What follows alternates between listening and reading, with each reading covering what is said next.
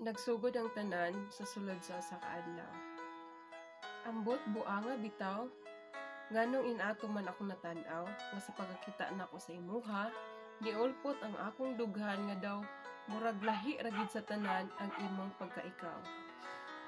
Nadto nga adlaw, akong pamati murag gid kog natagbaw, samtang motuto ko sa imuha bitaw, murag kalipay permi akong panan-aw.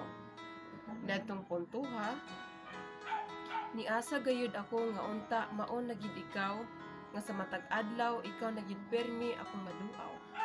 Tuod man sa sige nako ka makit-an kay silingan raman ta, grabe akong pagbati nga lami gid ka ingnon nga bet kaayo ka, nga greedy na kaayo ko nga sultihan ka.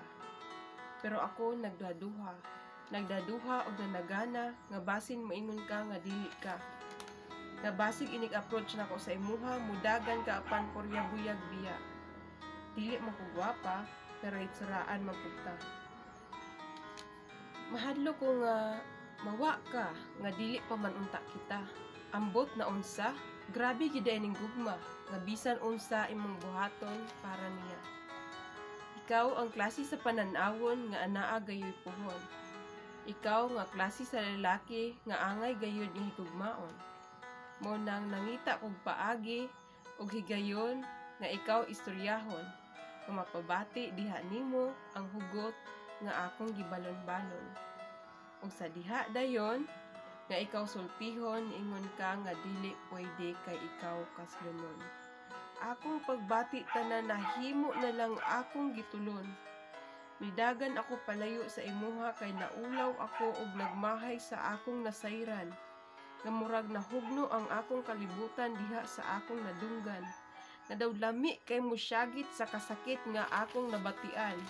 Nganong ing ato pa man, wala na ba ako'y pulos ni kalibutan? Nganong sa tanan nga akong maibgan dili magig kumubaslan?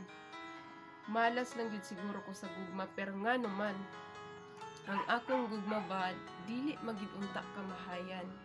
Kung kahibaw lang gid unta mo sa akong batasan, ako nga pagkababaye dili magid unta kiriwan. Dili man unta ko pareho og binuhatan sa uban nga kalit lang kang biyaan. Siguro dili pa karon ang panahon nga akong malipay. Siguro moabot ra ang takna og higayon nga ako mausab og hayahay, nga diin adunay lalaki nga andam higugma nga walay pagmahay. Ug sa dili madugay moabot si Dudong nga maoy makapawala sa akong kabudlay ug kalaay, nga magdala og kalipay sa akong kasing-kasing sa tinuoray.